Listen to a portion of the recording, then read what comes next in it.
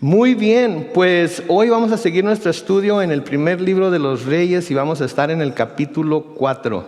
Primer libro de Reyes en el capítulo 4. Así es que mientras ustedes buscan ese pasaje, yo oro una vez más. Bendito Padre Celestial, gracias Señor, como siempre, por poder abrir tu palabra y por poder esperar con toda anticipación que tienes algo para nosotros a través de ella, que nos va a revelar más tu corazón, que nos va a revelar más tu voluntad para nuestras vidas y que nos va a ayudar, Señor, a poder entender más, aunque no totalmente, lo que tú tienes para tus hijos en ella. Así es que bendice este tiempo en el nombre de Cristo Jesús. Amén. Muy bien, capítulo 4 del primer libro de los Reyes. Estamos estudiando la vida de Salomón, específicamente su reinado sobre Israel. Y estamos viendo los principios de ese reinado después de que David muere y Salomón se queda ahora sí como el rey de Israel. Ahora, en el capítulo 4 y el versículo 1, noten que dice ahí, y Salomón fue el rey de todo Israel. Cuando habla aquí de que Salomón fue el rey de todo Israel, está hablando de todo el territorio que tenía Israel cuando David murió y Salomón tomó el poder.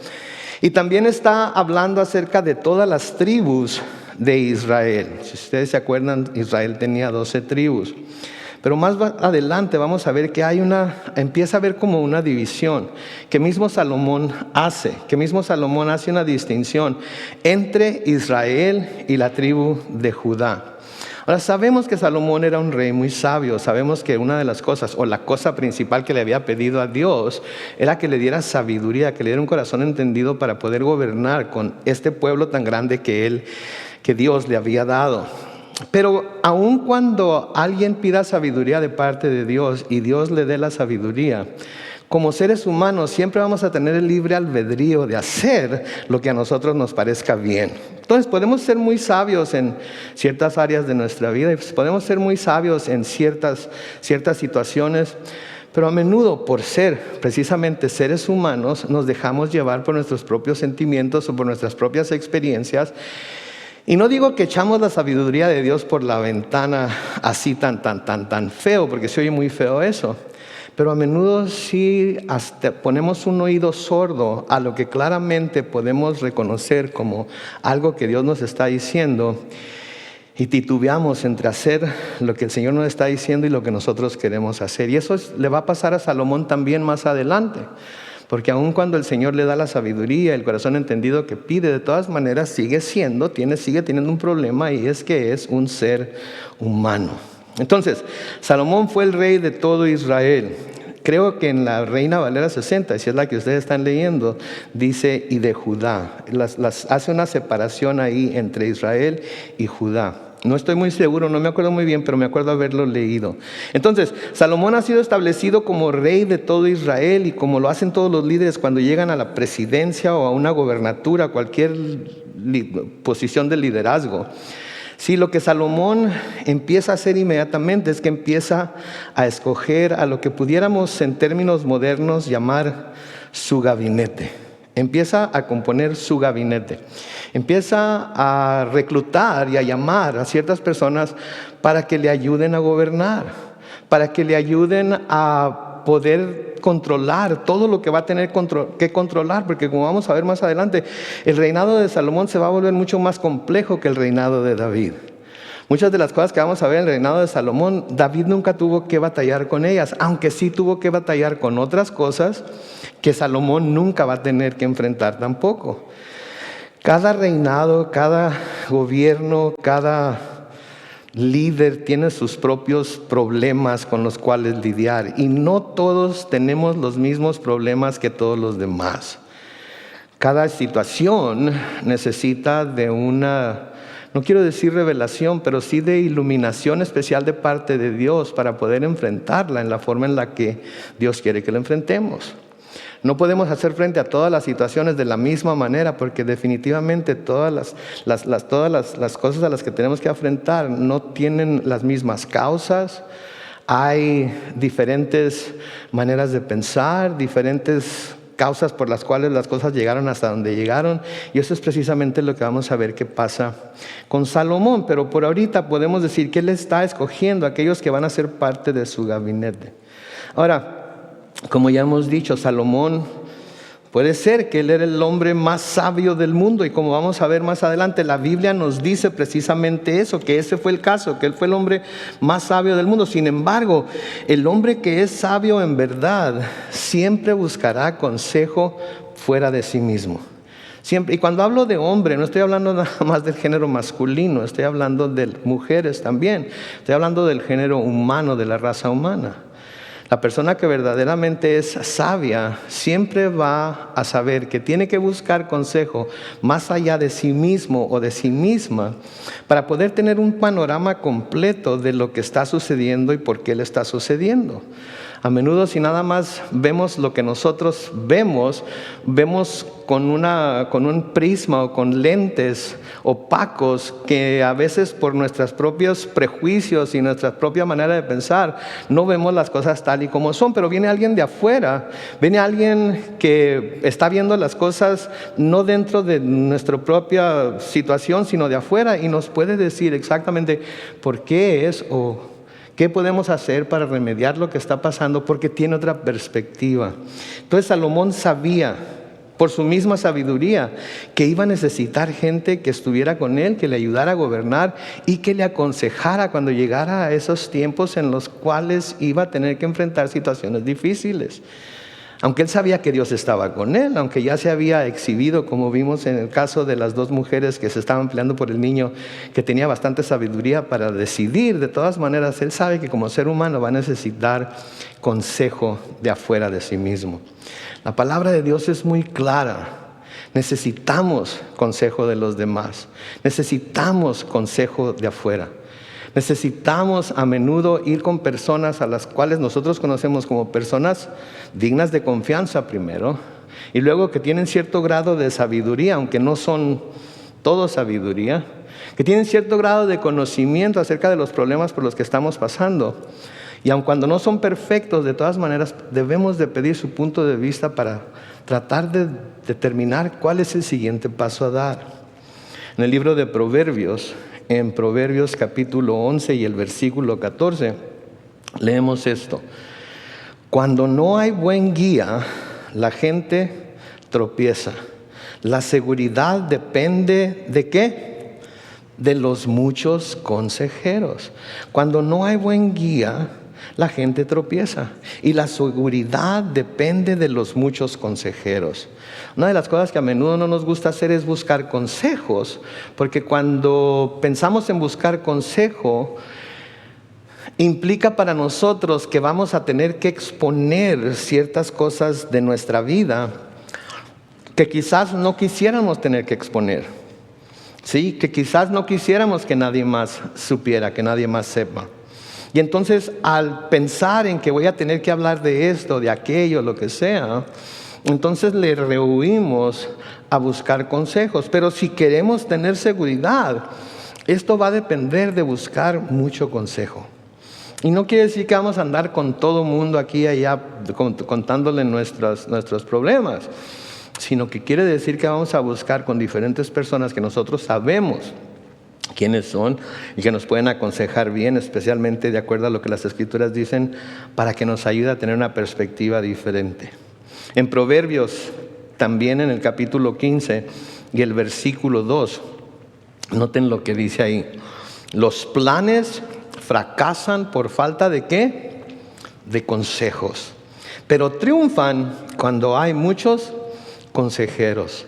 Los planes fracasan por falta de consejos, pero triunfan cuando hay muchos consejeros. Entonces, si queremos que nuestros planes triunfen, ¿sí? Si queremos que nuestros planes no fracasen, antes de tomar ciertas decisiones, antes de tomar ciertos pasos para tratar de componer, arreglar las cosas que están pasando, tenemos que buscar consejo, de nuevo, fuera de nosotros mismos. Consejo fuera de nuestra familia. Consejo inclusive fuera de nuestra propia casa, porque a menudo nuestra casa también está dada a decirnos lo que queremos escuchar porque no nos quieren ofender. porque no quieren hacernos daño, ¿verdad? En Proverbios de nuevo, capítulo 20 y el versículo 18, noten lo que dice: con los consejos se ordenan los planes y con buena estrategia se gana la guerra. Entonces recibimos consejos de varias personas, determinamos cuáles son los mejores, cuáles se apegan más a la situación en la que estamos, cuál es la que parece ser un consejo más piadoso, más cerca de lo que Dios nos pudiera aconsejar. Tomamos esa decisión de seguir esos consejos, ordenamos nuestros planes con ellos y desarrollamos una buena estrategia para ganar la batalla en la que estamos. Y creo que aquí está mostrando Salomón muchísima sabiduría, porque él pudo muy bien haber decidido, ay Dios, no sabe ni pronunciar, ¿verdad? Pudo muy bien haber dicho: yo le pedí un corazón entendido a Dios, Él me dio un corazón entendido, Él me dio sabiduría, así es que yo ya no necesito consejo de nadie. Pero no fue así. Lo que nos muestra aquí también que Salomón tenía un corazón humilde, un corazón que se daba cuenta de que aun cuando sabía mucho, y vamos a ver más adelante que sabía mucho, no lo sabía todo. Ahora noten los versículos 2 al 5 lo que nos dicen. Los funcionarios que le ayudaron fueron Azarías, hijo de Sadoc, el sacerdote, Alihoref y Ahías, hijos de Sisa, cronistas. Cuando habla de cronistas está hablando de los historiadores oficiales del rey. Estas eran las personas que se iban a encargar de guardar, de recopilar y de mantener los libros que un día contarían la historia del rey Salomón. Tenemos en la Biblia, por ejemplo, los libros de Primera y Segunda de Crónicas, que nos hablan acerca de los reyes. Eso es lo que está hablando aquí. Y luego Josafat, hijo de Ahilud, secretario del rey. Los secretarios eran los que escribían la historia. Entonces estaban los cronistas, que eran los que guardaban la historia en el orden, etcétera, etcétera. Y estaban los secretarios, que eran los que escribían la historia. Noten el versículo 4. Benaías, hijo de Joiadá, jefe del ejército, Sadoc y Abiatar, que eran sacerdotes. Azarías, hijo de Natán, jefe de los gobernadores. Zabud, hijo de Natán, que era sacerdote y consejero del rey. Entonces noten la cantidad de sacerdotes que había dentro del grupo de consejeros que Salomón tenía, ¿sí? Esto es muy importante de notar, porque los sacerdotes jugaban una parte íntrica dentro de los reinados, dentro de los gobiernos de los reyes de Israel, o debían de jugar una parte íntrica. En tener un buen sacerdote consejero, en tener un sacerdote que estuviera intercediendo por los reyes delante de Dios y trajera el mensaje de Dios a los reyes, era muy importante para los reyes, porque los reyes siempre debieron querer hacer la perfecta voluntad de Dios. Así como los líderes de hoy deben buscar consejo que los lleve a gobernar o liderar con la perfecta voluntad y el perfecto consejo de Dios, porque la gente a la que están tratando de aconsejar, la gente a la que están tratando de dirigir, quieren dirigirla siempre a hacer y pensar como Dios hace y como Dios piensa. No como ellos hacen, no como ellos piensan, sino tienen que tener la mente de Dios. Sí, la palabra nos dice que nosotros tenemos la mente de Cristo, ¿verdad? Y entonces, si tenemos la mente de Cristo, cuando vamos a aconsejar a alguien, vamos a aconsejar con esa mente de Cristo, o vamos a intentar aconsejar con esa mente de Cristo, y no usar nuestras propios, ¿cómo les quiero decir? Nuestras propias filosofías o nuestros propios pensamientos vamos a guiarnos por lo que la palabra dice en todo aspecto de lo que estamos haciendo. Algo que debemos recordar es que para David había sido muy importante. ¿Se acuerdan ustedes cuando estudiamos la vida de David? Una de las cosas que fue muy importante para David fue tomar la ciudad de Jerusalén y establecerla como la capital de Israel, como la sede política de Israel y como la sede religiosa de Israel, porque esta había sido la ciudad que Dios había escogido para poner su nombre sobre ella. Entonces era importante para David tomar la ciudad de Jerusalén. Vamos a llegar al capítulo 11 de Reyes, de Primera de Reyes, y en Primera de Reyes, capítulo 11 y el versículo 36, no lo van a poner en la pantalla, pueden buscarlo, hay unas cuantas páginas a la derecha en su Biblia. Dice el Señor hablando al hijo de Salomón, le dejaré una tribu, y esto es cuando Salomón ya deja de ser rey y uno de sus hijos toma su lugar. Dice, al hijo de Salomón le dejaré una tribu para que mi siervo David tenga un descendiente en el trono de Jerusalén. Lean esto, la ciudad que yo escogí para poner en ella mi nombre. Entonces por eso era importante para David conquistar Jerusalén, tomarla, hacerla la capital de Israel, que ahora finalmente es, hacerla la sede de todo movimiento político, la sede de todo movimiento religioso, porque ahí había escogido Dios para establecer su nombre sobre la ciudad. Entonces, si el pueblo de Israel era el pueblo escogido de Dios y le pertenecía a Dios, y la ciudad de Jerusalén era la ciudad escogida por Dios para poner su nombre sobre ella, debía ser gobernada de acuerdo con la ley y voluntad de Dios. Debemos recordar que Israel era una teocracia. Era una teocracia, que quiere decir que era gobernada por Dios. Dios era el rey supremo de Israel y a él era el que se le tenía que escuchar siempre.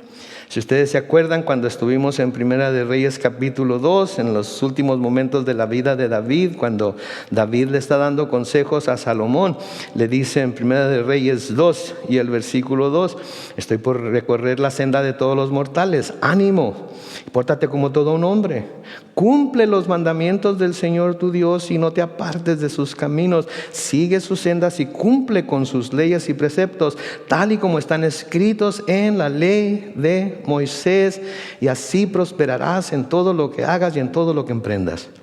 Si lo haces, el Señor confirmará la promesa que me hizo cuando dijo, si tus hijos caminan por mis sendas y se comportan ante mí con veracidad y con todo su corazón y toda su alma, jamás te faltará un sucesor en el trono de Israel. Jamás te faltará un sucesor en el trono de Israel. Ese fue el consejo que David le dio a Salomón. Y era importante que Salomón se grabara eso en la mente, se grabara eso en el corazón, porque era lo que le iba a ayudar a tener un reinado próspero, un reinado que honraría a Dios. Ahora, nosotros no vivimos en una teocracia, ¿verdad? Creo que eso está claramente establecido. Vivimos en lo que se supone que es una democracia, que algunos pueden decir que lo es, otros pueden decir que no lo es. No estoy aquí para dar un discurso político, pero definitivamente no vivimos en una teocracia.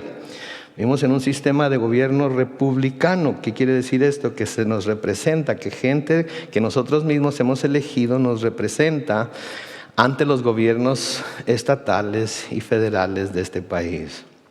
Pero como cristianos, mis hermanos, como cristianos, yo creo que todos deberíamos no considerarnos republicanos o independientes o demócratas o lo que sea. Deberíamos de considerarnos personas que viven en una teocracia, en donde Dios está gobernando sobre nosotros por medio de su palabra y nosotros estamos buscando vivir dentro de sus leyes.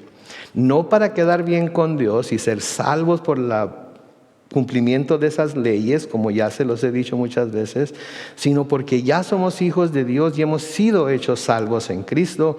Entonces el vivir dentro de las leyes de Dios nos ayuda a dar un testimonio al mundo de quienes somos en Cristo. Amén. Entonces podemos ver la importancia que entre los consejeros del rey se encontraran los sacerdotes, que eran los encargados de representar a Dios delante de los hombres y a los hombres delante de Dios. Porque Dios quería que los israelitas lo consideraran en todos los aspectos de su vida, no solamente en algunos aspectos. En todos los aspectos de su vida, Dios quería que los israelitas lo consideraran a Él. Dios quería que ellos pensaran en qué es lo que Él quería para sus vidas y no se rigieran a sí mismos por lo que su mente, su corazón, sus experiencias, etcétera, etcétera, les dijeran. Era muy importante que se rigieran por lo que Dios les había dado en su palabra. Y creo yo que lo mismo que quería para ellos es lo mismo que quiere de nosotros. No que lo releguemos solo para pensar en Él cuando tenemos problemas o cuando las cosas no nos están yendo bien. No que lo releguemos y pensar solamente en Él en los días que estamos en la iglesia o solo para los asuntos que tienen que ver con nuestro servicio a Él en la iglesia, sino en todos los aspectos de nuestra vida. Él quiere ser el primero en todo aspecto de nuestra vida, por insignificante que sea para nosotros. ¿Sí? Y por eso hay un orden que se nos da en las Escrituras acerca de cómo debemos nosotros servir y buscar a Dios. Dios tiene que estar por encima de todo y de todos. Y nuestro servicio a Él es lo más importante que podemos hacer. Después de eso viene la familia, después de eso viene el trabajo y así sucesivamente. Porque si Dios está en el lugar que debe estar, en todo lo demás va a estar en el lugar que debe estar. ¿Sí? Y por eso es importante, y era importante para Salomón que escuchara el consejo de su padre, y por eso era importante que tuviera el consejo de estas personas, especialmente de los sacerdotes, que eran quienes estaban encargados de representarlo a él delante de Dios, representar a Dios delante de él. ¿Sí? Ahora, el Señor Jesucristo sabemos que es nuestro sacerdote, ¿verdad? Él es nuestro sacerdote. Leemos el libro de Hebreos y de todo lo que se trata casi es acerca de cómo Él es ese sacerdote que nosotros necesitamos. Que Él se identifica con nosotros, se identifica con nuestras debilidades. Él es sacerdote de acuerdo al orden de Melquisedec, ¿verdad? No de acuerdo al orden de Aarón, sino de al orden de Melquisedec, que no tuvo principio de días ni final de días, sí, sin madre, sin padre, sí, etcétera, etcétera. Es el mejor sumo sacerdote que cualquiera de nosotros pudiera necesitar. Amén. Pero creo yo que una forma en la que debemos ver a nuestro Señor Jesucristo es, aparte de ser sacerdote, lo debemos de ver como nuestro consejero. Y creo que a menudo descuidamos ese aspecto del ministerio de Jesucristo en nuestras vidas, el ministerio de ser nuestro consejero. No tenemos ningún problema para verlo como sacerdote, ¿verdad? Lo vemos como el sacerdote que entró al lugar santísimo no con la sangre de toros y machos cabríos, sino con su propia sangre. Lo vemos como el sacerdote que nos representa a nosotros delante de Dios y con el cual podemos ir en cualquier momento que lo necesitemos para recibir la gracia de Dios que nos es tan necesaria día con día. Pero creo que también debemos de considerar a nuestro Señor Jesucristo nuestro consejero. Nuestro consejero. ¿Por qué no vamos a tener un consejero mejor que nuestro Señor Jesús? Porque Él sabe nuestras debilidades, Él conoce nuestras necesidades. Si alguien tiene buenos consejos para nosotros, es Él, en cuanto a cómo hacer cualquiera de las cosas o en cuanto a cómo enfrentar cualquiera de las situaciones que pudiéramos enfrentar en nuestra vida. Porque las Escrituras nos dicen que Él fue tentado en todo, igual que nosotros, pero sin pecado. Entonces, cuando queramos un buen consejo en cualquier cosa que estemos pasando, y literalmente es cualquier cosa que esté pasando en nuestras vidas, debemos de ir a Él para que Él nos aconseje. Porque una de las formas en las que yo creo que quiere ser parte de nuestra vida, además de ser sacerdote, etcétera, quiere ser nuestro consejero. Sí, en Isaías capítulo 9 y el versículo 6, un pasaje que todos conocemos muy bien y que lo leemos cada Navidad, ¿verdad? Noten lo que dice ahí, Isaías 9:6. Porque un niño nos ha nacido, un hijo nos ha sido concedido, sobre sus hombros llevará el principado y su nombre será ¿qué? Consejero admirable. ¿Se dan cuenta que es lo primero que dice en el pasaje? Que Jesucristo será consejero admirable y luego dice Dios fuerte, Padre eterno y príncipe de paz. Podemos fácilmente nosotros verlo como Dios fuerte. No hay nada ni nadie que nos pueda convencer de que no es Dios fuerte, porque Él puso su vida y Él la volvió a tomar. Entonces es un Dios fuerte, es un Dios poderoso. No tenemos ningún problema con verlo como Padre eterno, porque Él vino a presentarnos al Padre y vino a enseñarnos cómo acercarnos al Padre. Así es que ese no tenemos ningún problema. Y el príncipe de paz, todos sabemos que Él es el príncipe de paz, amén. Pero ¿qué dice al principio? Es consejero admirable. Es un consejero admirable, es un consejero del cual nos podemos admirar, es un consejero al cual podemos estar seguros que nunca nos va a dar un mal consejo. Que nunca nos va a dar un mal consejo, que nunca nos va a dar un consejo que nos pudiera de alguna manera desviar de la voluntad de Dios, y que cualquier consejo que nos dé, por difícil que sea, porque a menudo los consejos del Señor no son fáciles, porque implican que vamos a tener que morir a nosotros mismos, implica que vamos a tener que dejar a un lado nuestra forma de pensar, implica que vamos a dejar a un lado nuestros propios deseos, pero cualquier consejo que Él nos dé nos va a llevar a conocer y a llevar a cabo la perfecta voluntad de Dios. No escuché ningún amén. Ok. En Isaías de nuevo, 11 y el versículo 2. Noten lo que dice ahí, Isaías 11, versículo 2. Sobre él reposará el Espíritu del Señor. ¿El Espíritu de qué? Sabiduría y de inteligencia. ¿El Espíritu de qué? De consejo y de poder, el espíritu de conocimiento y de temor del Señor. Si no lo han hecho, saben que estos pasajes que estamos viendo, subrayen ahí en donde dicen que Él es el consejero admirable, subrayen ahí en donde Él dice que Él tiene el espíritu de consejo. Es importante que veamos a Jesús como nuestro consejero. Es importante que lo busquemos como tal. Y lo buscamos de muchas formas, y no estoy diciendo que tenga algo de malo buscarlo de todas las otras formas, pero esto es algo que si tenemos un consejero como Jesús, si tenemos un consejero como Jesús, con ese espíritu de sabiduría, con ese espíritu de inteligencia, con ese espíritu de conocimiento, ¿sí? ¿Por qué buscamos tanto consejo aparte de Él? Y a veces decidimos seguir nuestros propios consejos que salen desde nuestro propio corazón, que salen de nuestra propia manera de pensar, que salen de nuestras propias experiencias, en lugar de considerar el consejo de Jesús. Y no lo entiendo.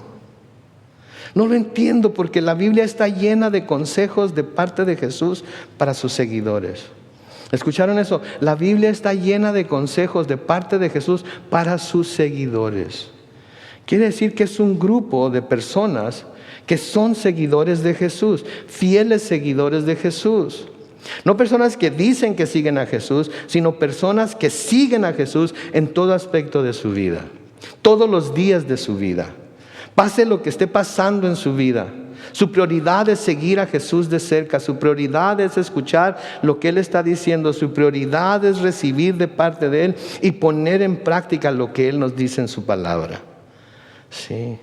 Escuchen lo que David, no escuchen, léanlo conmigo, lo que David escribe en el Salmo 16, en los versículos 7 y 8. Salmo 16, versículos 7 y 8. Noten, dice, por eso te bendigo, Señor, pues siempre me aconsejas, y aún de noche me reprendes. Quédense ahí. Siempre te bendigo, Señor, pues siempre me aconsejas, y aún de noche me reprendes. Imagínense ustedes la cercanía que tenía que haber entre David y el Señor para estar completamente convencido que cuando él ponía su cabeza sobre la almohada para dormirse, él podía esperar que el Señor le aconsejara. Para creer y estar convencido de que cuando él abría los rollos de la palabra que ya estaban escritos para cuando él era rey, que podía leer en ellos y encontrar los consejos de Dios para su vida. Y lo que debía creer de David para reconocer que a menudo esos consejos no eran tanto lo que tienes que hacer, sino que eran reprensiones de parte de Dios, quizás por no hacer lo que debería estar haciendo o por hacer cosas que no debería estar haciendo. Ahora, no nos gusta recibir reprensión de nadie, ¿no es cierto? No nos gusta recibir reprensión de nadie. Y cuando sentimos que alguien nos está reprendiendo por algo, lo primero que hacemos es rechazarlo, porque sentimos que se nos está atacando personalmente. ¿Es cierto? No, nada más soy yo que se siente así. Creo que es cierto, ¿verdad? hasta cuando escuchamos predicaciones que parece que son para nosotros, nos ofendemos, ¿verdad? Y pensamos, ¿por qué está hablando de eso? Y sabrá algo, lo está diciendo a tanteo, ¿verdad? Pero David estaba bendiciendo al Señor, sí, porque él sabía que él lo aconsejaba y lo reprendía también. Y a veces los reproches pueden ser consejos que nos lleven a volver a caminar el camino que quizás hemos hecho a un lado y cuál debemos de volver a él. Noten el versículo 8 del Salmo 16. Todo el tiempo pienso en ti, Señor, contigo a mi derecha, jamás caeré. ¿Cuánto tiempo piensa David en él? Todo el tiempo pienso en ti, Señor, contigo a mi derecha, jamás caeré. Sí, David sabía buscar el consejo del Señor. David recibía las reprensiones del Señor. Y David sabía que si recibía esos consejos y prestaba atención a las reprensiones de las cuales era objeto por parte de Dios, él sabía que eso significaba que el Señor estaba a su derecha, y mientras el Señor estaba a su derecha, no iba a caer. Me encanta este pasaje. Si no lo tienen subrayado en su Biblia, subráyenlo, porque saben que yo me identifico con este pasaje. Y yo no sé ustedes, pero si alguno se identifica con este pasaje que vamos a leer ahorita, por favor diga un fuerte amén, ¿sí? Pero si no se identifican, entonces no digan nada, porque el hecho de que yo me identifique con él no quiere decir que ustedes tengan que. Y no son menos cristianos o menos hijos e hijas de Dios porque ustedes no se identifican con él. Pero yo siento que este pasaje fue escrito para mí. Así es que yo cuando termine de leerlo voy a decir amén. Y si ustedes se identifican con él, digan un fuerte amén. Amén. Salmo 73, versículos 22 y 24, noten. Era yo tan torpe que no podía entenderlo. En tu presencia era yo como una bestia. No obstante, siempre he estado contigo. Tú me has tomado de la mano derecha, me has guiado para seguir tu consejo, y al final me recibirás en gloria. Amén. Cuando leí este pasaje pensé, Señor, ¿qué me conoces algo? Lo estás diciendo a tanteo. Porque somos el animal más inteligente de todo el reino animal, que en realidad no somos animales, ¿ok? Cualquiera que diga que somos el animal pensante está completamente equivocado. Dios nos hizo completamente diferentes a los animales y nos dio atributos completamente diferentes a los animales. Nos hizo a su imagen y semejanza, y Dios no es un animal, ¿ok?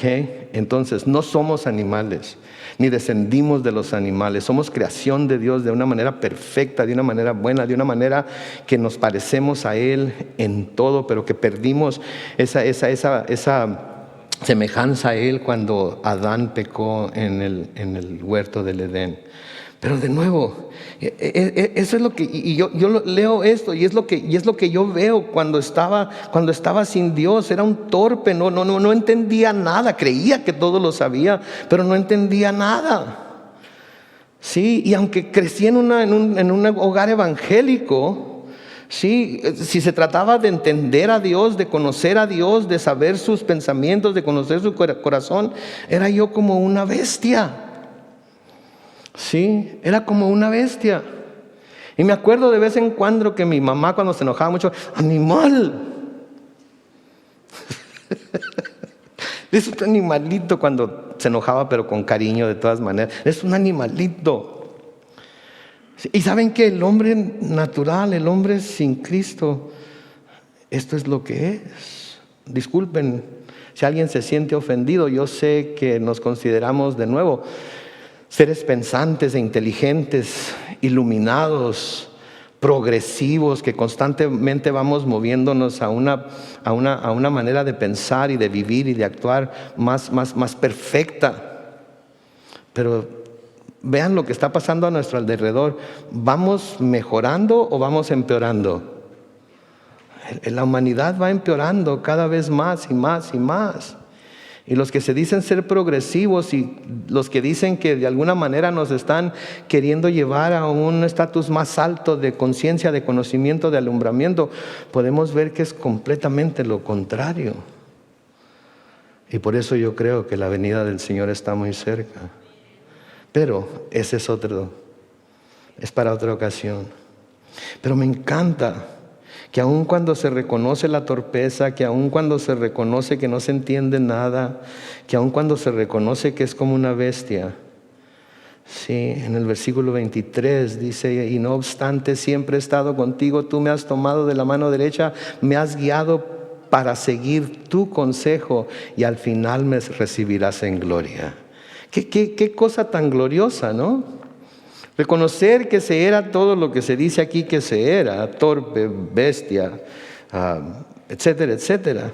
Y estar completamente convencidos de que porque ahora estamos en Cristo y ahora somos parte de la familia de Dios, con todo y eso que éramos, de todas maneras Él nos va a guiar con su consejo mientras estemos aquí en la tierra y al final nos recibirá en gloria. Qué glorioso fin, qué glorioso, qué grande conocimiento para nosotros el saber que este es el caso. Entonces el Señor quiere ser nuestro consejero. El Señor quiere aconsejarnos. Y como les dije hace unos momentos, cualquier situación por la que estemos pasando, cualquier problema, no importa de qué índole sea, tan solo tenemos que ir a Jesucristo y Él nos puede dar el consejo perfecto para esa situación. Pero, ¿cómo es que el Señor nos puede dar ese consejo? Sí, a menudo el modo que pensamos que Dios nos da consejos es a través de nuestros sentimientos, ¿verdad? Yo siento que esto es lo que el Señor me está diciendo. ¿Sí? Yo pienso que por las circunstancias que veo a mi alrededor, el Señor me está llevando hacia esto, hacia aquello, hacia lo otro. Pero ¿es tan confiable nuestro corazón como para pensar que nos va a llevar a conocer perfectamente la voluntad de Dios? No. ¿Alguna vez ha dicho: yo siento en mi corazón que esto es lo que debo hacer, y se da cuenta de que se equivocó rotundamente en lo que hizo, que debió haber sido hecho completamente lo contrario? ¿O lo soñó?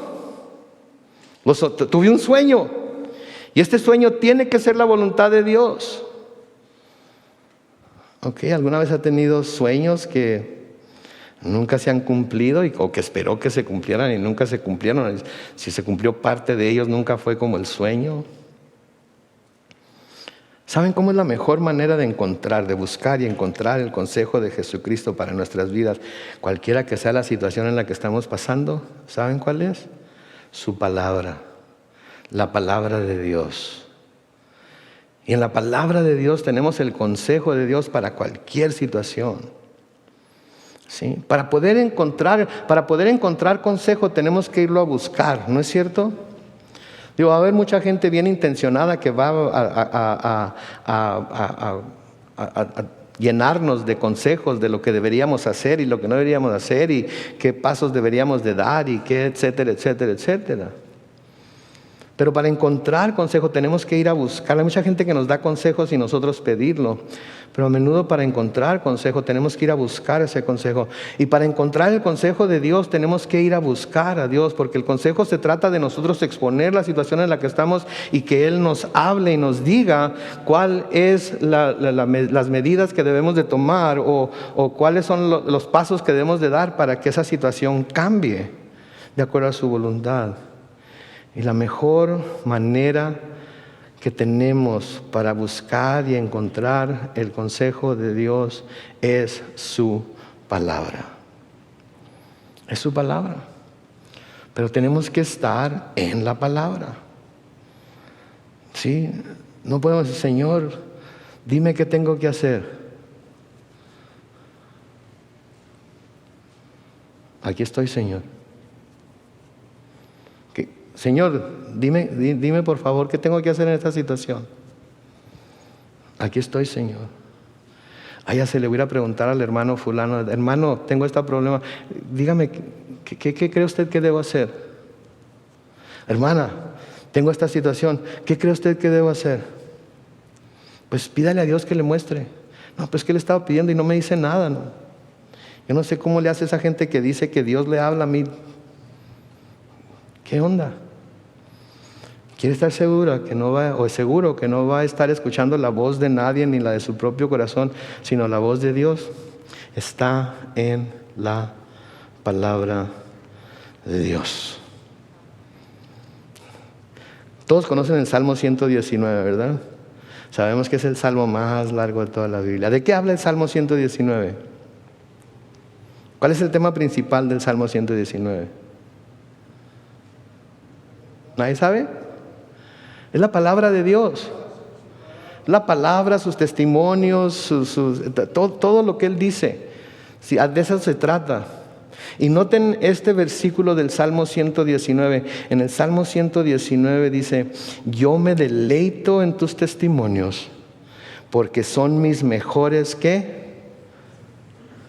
Vamos a leerlo todos juntos. Yo me deleito en tus testimonios, porque son mis mejores consejeros. Todos juntos. Yo me deleito en tus testimonios, porque son mis mejores consejeros. ¿Quiénes son los mejores consejeros que tenemos? La palabra de Dios. Porque fue escrita por Él. Porque fue escrita para nosotros. Y no hay ni una sola situación que pudiéramos pasar para la cual no podemos encontrar consejo en la palabra de Dios. Por eso es tan importante conocerla. Por eso es tan importante leerla nosotros mismos, estar en ella diariamente. ¿Sí? No escuchar a todo y cuanto pastor podemos escuchar, ni a mí siquiera. ¿Sí? Pero la palabra de Dios, ir a la palabra de Dios. Señor, llévame en tu palabra al lugar en donde pueda leer cuál es la solución para el problema que estoy pasando, cuál es la solución para la situación en la que me encuentro, cuál es la solución para esta duda, etcétera, etcétera. Llévame a tu palabra. Es en la palabra de Dios. Porque ahí es en donde Dios nos ha dejado lo que Él piensa. Ahí es en donde Dios nos revela lo que es su corazón. Ahí es en donde Dios nos revela su voluntad. Y sí, hay gente con bastante sabiduría y conocimiento a la que podemos ir para que nos aconseje, pero si queremos el mejor consejo, debemos ir al Señor, y el Señor usa su palabra para aconsejarnos. Necesitamos la sabiduría que solamente Dios puede dar. Necesitamos la sabiduría que solamente Él tiene la capacidad de dar, y la cual podemos estar seguros de que no está basada en ninguna otra cosa más que lo que Él ya ha revelado acerca de sí mismo a través del Antiguo y el Nuevo Testamento. ¿Sí? Y Salomón estaba comenzando su reinado de una manera en la que él estaba tratando de buscar el consejo de Dios sobre todos los consejos. Estoy leyendo un libro y lo traje porque cuando estaba haciendo mi estudio miré la lectura del día de hoy. Es un libro devocional, se llama Sabiduría de Dios para navegar por la vida. Un año de devocionales diarios en Proverbios. Y abrí mi libro y lo tengo en forma de libro y lo tengo electrónicamente en mi teléfono y en mi iPad y en todos lados, para que así no tengo ninguna excusa de que se me olvidó el libro en la casa, no puedo leer la lectura de hoy, o etcétera, etcétera. Y fui y leí lo que hay para el día de hoy. Y cuando lo leí dije, bueno, ok, es bueno, pero no tiene nada que ver con lo que voy a hablarle a la congregación hoy. Pero luego pensé, ¿y qué tal si estoy hablando de sabiduría y estoy hablando de buscar el consejo de Dios? Y este es un consejo para alguien que esté en la iglesia hoy. Así es que escuche lo que voy a leer, Si el consejo es para usted, recíbalo, porque creo con todo mi corazón que es de parte de Dios y es de la palabra. Si no es para usted, quizás sea un buen consejo que usted puede dar a alguien que necesite escucharlo. Amén. Escuchen. Abril 20. El malvado huye aunque nadie lo persiga, pero el justo vive confiado como un león. El malvado huye aunque nadie lo persiga, pero el justo vive confiado como un león. Proverbios 28:1. La culpa se llama. Detrás de la inseguridad que muchos experimentan está una conciencia culpable. Mientras más mentimos y traicionamos, más tememos ser traicionados, hasta que terminamos huyendo sin que nadie nos persiga. Esto va más allá del remordimiento por errores pasados. Aún en nuestra cultura relativista vemos la extraña persistencia de la culpa. Luchamos poderosamente con la sensación de que hay algo mal en nosotros, de que no somos quienes deberíamos ser. La Biblia nos dice que esto es un conocimiento reprimido de que somos pecadores, como dice Romanos 1:18. Aquellos cuyas conciencias están en paz con Dios no tienen que mirar atrás. Pueden vivir confiados como un león. ¿Por qué? Si tus pecados han sido cubiertos por la gracia de Dios, entonces tu pasado no te perseguirá, sino solo la bondad y la misericordia de Dios. Lady Macbeth no pudo deshacerse de su culpa, pero Jesús es el mensajero del pacto que puede limpiarnos de toda mancha y culpa. ¿Tienes una conciencia culpable por algo? ¿Hay algo de tu pasado que todavía sientes culpa por ello?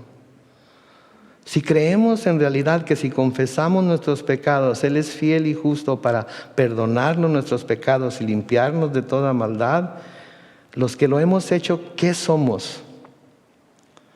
Limpios de toda maldad.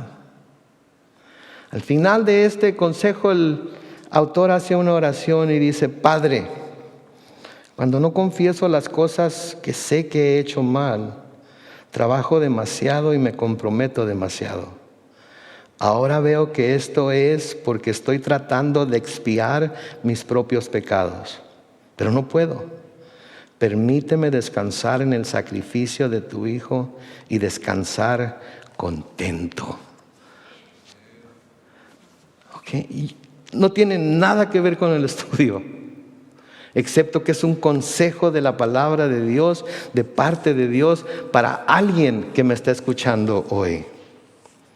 No sé si está en este lugar, no sé si nos está viendo en línea, no sé si nos va a ver mañana o pasado, dentro de un año, pero alguien va a escuchar esto y va a decir: yo soy esa persona que todavía estoy viviendo en el pasado, que todavía siento culpa por pecados que ya Jesús me ha limpiado de ellos y me ha perdonado.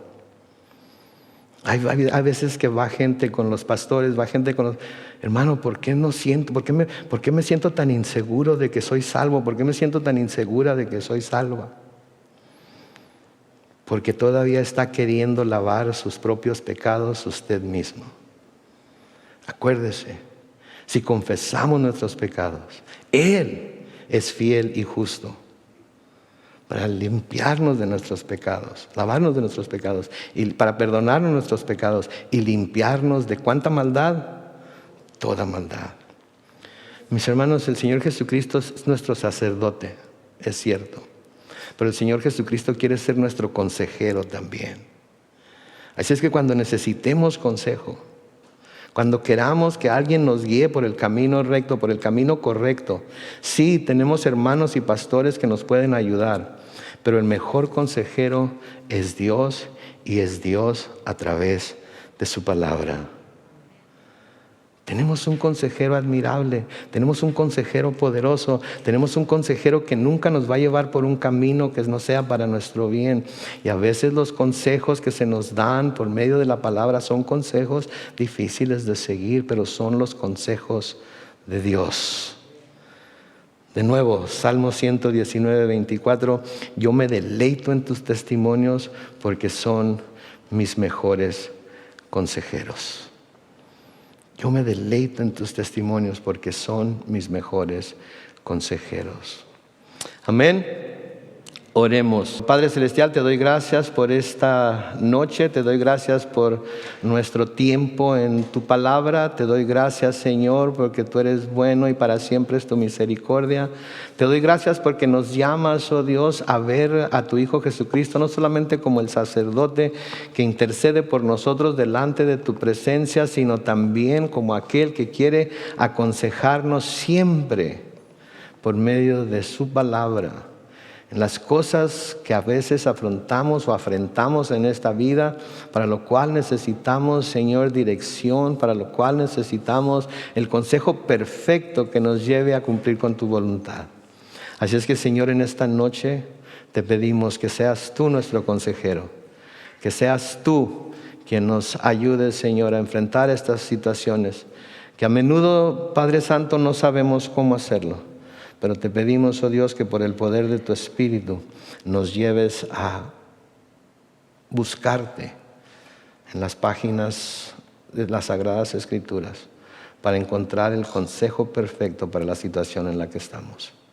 En el nombre glorioso de Cristo Jesús. Y todos decimos, amén.